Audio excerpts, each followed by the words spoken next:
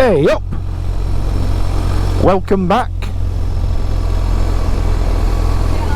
to a nice sunny day in the little village of Poole in Wharfdale, and I've just filled up with E5 there at the Shell garage with they call it V-Power, and it's 99 octane, and it's £2.02 per litre.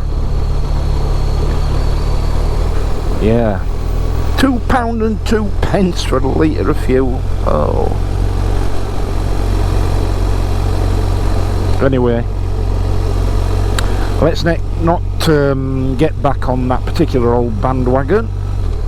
So here's a bit of an update for you first, before I start belly aching on about the injustices in this world for motorcyclists and others alike. So I'm just going to nip to Squires for a bite to eat, and this is the route that I normally take. Poole in Wharfdale, and basically through Collingham, Boston Spa and Tadcaster to get to Squires at Sherburn in Helmet. So that's the route. So anyway, first things first, I've just put a polarising filter on this here GoPro Hero 10, on which I am currently filming. You are spared my fat face for now, which would be on this GoPro Hero 7, but yet again it's seized up, and when they seize up, which the Hero 7 does every 2 minutes, let me can tell you what a pile of shit the thing is. You got to take the battery out, which means taking it out of the case and off the mount and all the rest of it. Really, I don't know how they ever had the nerve to sell the Hero 7. It's a good camera when it's working, but when it's not, it's used to man nor beast. Oh sir, in your S1000 XR. Ooh, somebody's set a fire somewhere. Anyway, we'll touch upon that. So, right, down to business. So, would you believe, about 12 days ago, started to come down with a bit of a sniffle, a bit of a cold. Thought, oh, got a summer cold, no big deal. Took 3 lateral flow tests over as many days, all completely negative. And up-to-date kits as well. And anyway, come about day 5 or 6, it had gone straight down onto my chest, and I was coughing like a beast. And I wouldn't normally bother the doctor. I wouldn't normally go to GPs with a cough. But this here cough, well, like nothing I'd ever had before. Now, bear in mind, COVID wise, I'm double vaccinated and boosted, and I'm also up to my eyeballs, and I've been for quite a few years, with high dose vitamin D and vitamin K2 and zinc. Yes sirree. So anyway, it got that bad one morning. I had a couple of coughing fits and they both left me fighting for breath. It was as somebody had grabbed my windpipe like that and stopped me drawing in air. Terrifying experience.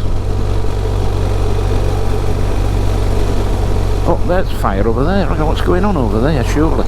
To goodness, current climate, nobody should be setting fires. So yeah, it was quite a frightening experience with that, so I thought, alright, well I can't afford to have this going on much longer, so rang the doctors, and I thought, I'm going to be on the phone for half an hour, then I'm going to get an appointment in 3 weeks time to see cleaner or receptionist, who'll probably tell me to stick my head in a bucket of steam and recite the Kama Sutra backwards or whatever. But no, it got me in within 2 hours that morning. So rocked up, I had all the usual checks, you know, oxygen levels, stethoscope to the old bellows to make sure there were no pneumonia.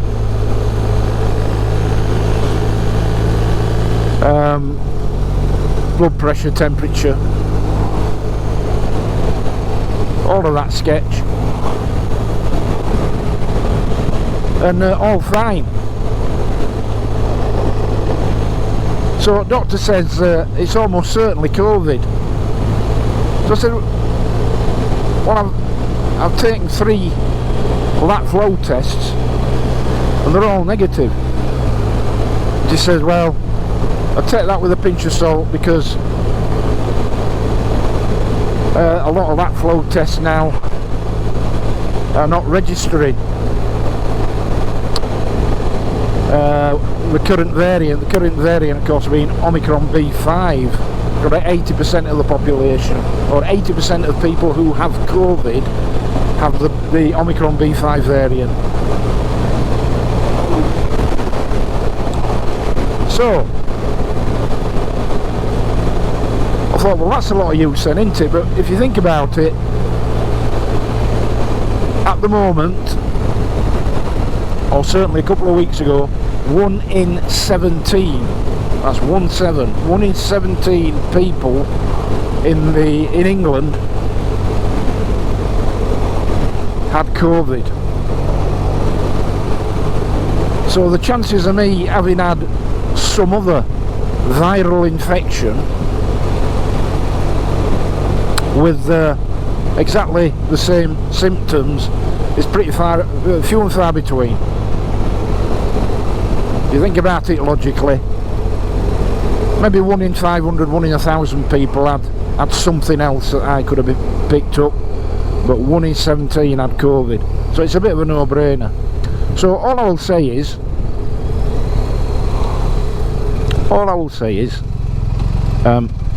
if you get COVID symptoms, and I started with a sore throat, and then it went to a blocked nose and sneezing, and then, as I say, it went down onto my chest into a chest infection. If if you get those symptoms and you take a that flow test and it's negative, don't take it as gospel, because it could be wrong. I mean, statistically speaking, if you get those symptoms at the moment, it is highly likely that you will have COVID, because 1 in 17 people have it, and I'm pretty certain 1 in 17 people don't have other conditions with similar symptoms. Nothing like that. So anyway, I've turned corner now, which is just as well, because it's in a couple of days' time. We're off down, me and my pal the FR Mitch, to Derbyshire for Richie Vida's Wild Bad Weekender, and hopefully to see down there the likes of Lamb Chops, TMF, Richie himself of course, Teapot One, Brucey, and many others I'm sure. So looking forward to that. Got me tent, etc. So that's going down Friday morning and coming back Sunday. So a couple of nights. Should be fun. Right, any road up, so what are we going to bellyache about? Well, a couple of things. I don't know if you've been watching, if any of you watch Stuart Fillingham's channel. It's basically into his modern classics. So have a look at his channel, but he does an awful lot of research into various aspects of legislation that stand to impact upon motorcyclists in particular. And some of it's very interesting and very sobering, and not happy listening, I think it's fair to say. But one of the issues he raised a couple of weeks ago, and this really speaks to a greater truth about the insidious increase in not just this government but other nations' governments' efforts to exert more and more control over its population. Now, I'm a retired police officer. I spent 30 years with one of the biggest police forces in the country, and I retired at a fairly senior level, and I retired in 2013, and by then I was starting to see evidence of this in the great and good, not only of police command but more broadly across local and national government and various statutory bodies. And this pisses me off, and it should piss you off, really, and you really need to open your eyes to it if you haven't already. It's easy to be lazy brained and just carry on with life as normal and let these things slowly put a grip on you through stealth, but ignore it at your peril. So I've seen this manifesting itself increasingly so down the years, and it does so in many forms, but one that will particularly impact upon motorcycling, well, it'll be the mandating of electric vehicles, won't it, from 2030, I'll believe that when I see it. And that's based on, from what I can tell, pretty flawed science. Because in terms of net zero, by the time you've finished manufacturing an electric vehicle, and particularly the batteries, you're not getting more carbon friendly than an internal combustion engine until about 80,000 miles, by which bloody time the battery's knackered and just to get another battery which has to be manufactured with its own residual carbon footprint, so it looks like you never catch up. So I'm a bit suspicious of it. So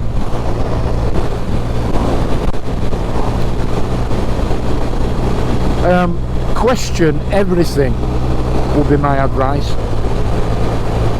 Don't accept what you're told by any statutory body without questioning it with an independent mind. And one of the particular issues that Stuart touched upon a couple of weeks ago, and that I've sort of seen rearing its head increasingly, is the seeming predilection of local authorities, highways authorities, to arbitrarily introduce 50-mile-per-hour speed limits on wide open 60-mile-an-hour single and dual carriageway roads, which absolutely don't call for it. Now then,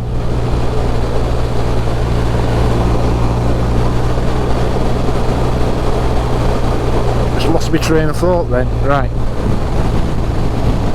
I'm back. So now then, there seem to be two justifications that are repeatedly wheeled out for this sort of thing. One is an effort to reduce emissions. Oh yeah? Well, I'd like to see the empirical data on that, because I've not found it yet. And if the average speed of traffic on a given road is reduced by 10 miles per hour, by definition that traffic is going to be spending longer on that road, and the slower traffic in general will have a knock-on effect right back down the line for other traffic using that road. So I suspect that the net gain in terms of reducing emissions is close to non-existent, if existent at all.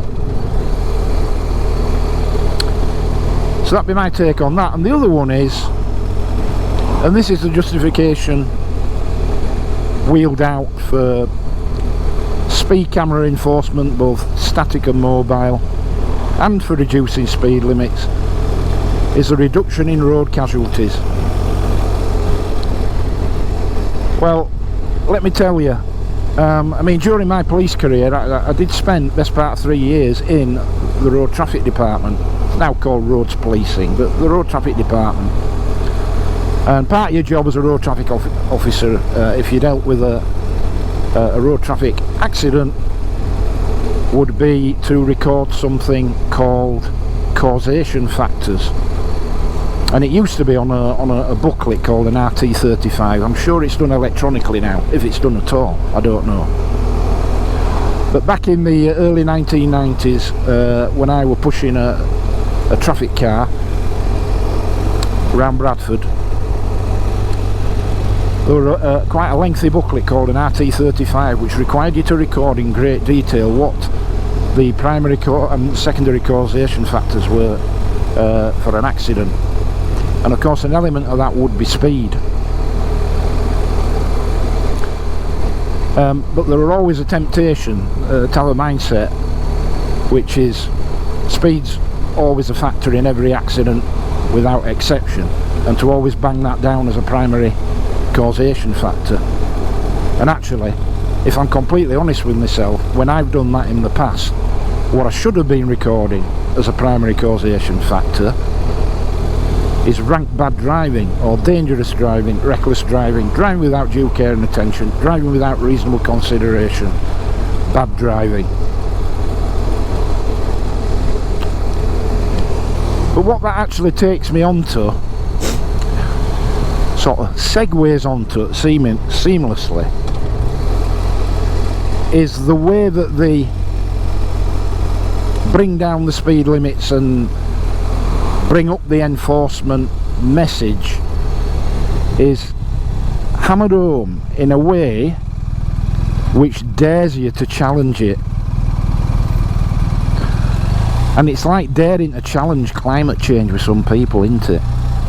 Even if all you are doing is asking for the evidence and the facts and a bit of impartial clarity.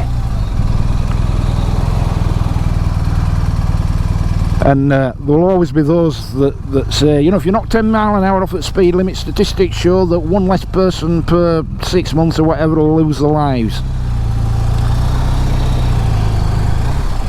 And the argument is framed in such a way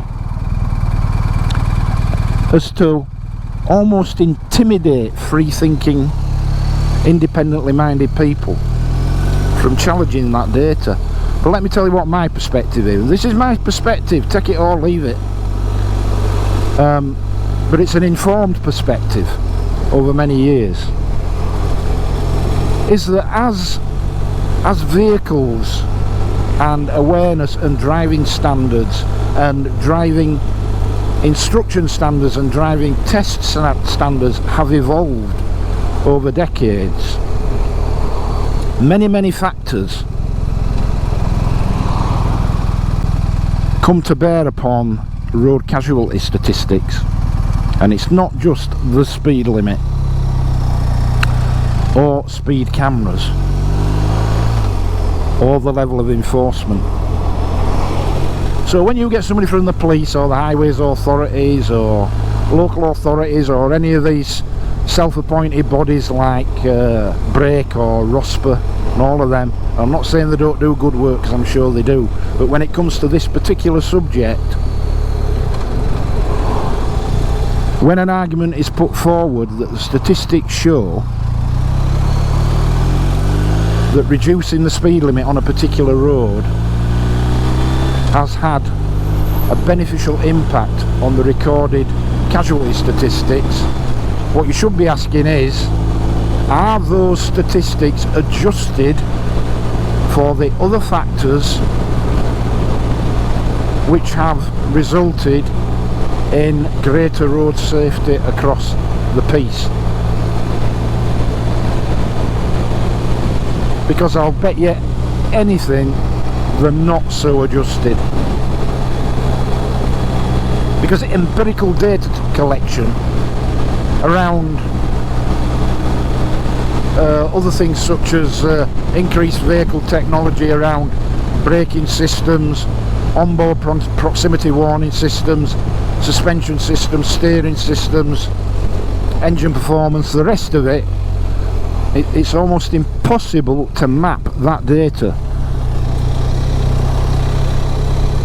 against those factors, but we all know what a significant impact they must have had. Because bearing in mind 30-40 years ago, when the road casualty figures were far higher, the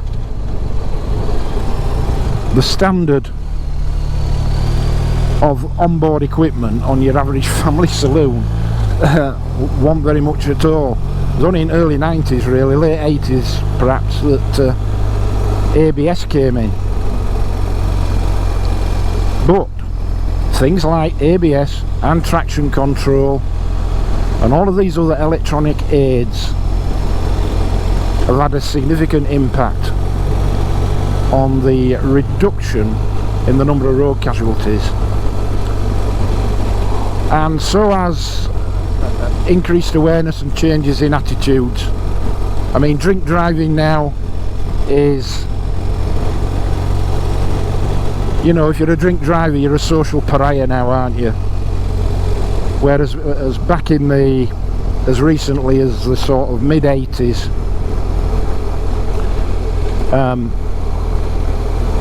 even police officers weren't sacked back in the early to mid 80s if they got caught drink driving.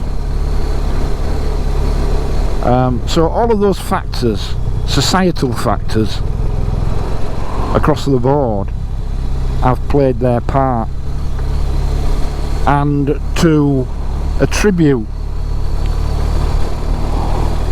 the reduction in the number of road casualties to speed restrictions and speed enforcement alone is very disingenuous. It's not the whole picture. I'm not saying it's not a factor, but it is not the whole picture, and it's used in a very intimidating, challenging way to prevent an honest debate on the subject. So when you find that these statutory bodies are arbitrarily throwing 50-mile-per-hour limits at roads that are eminently suitable to be 60, ask yourself if it really is for the reasons stated, i.e. road safety, or is there some other agenda playing out there? Because I suspect the latter is the case.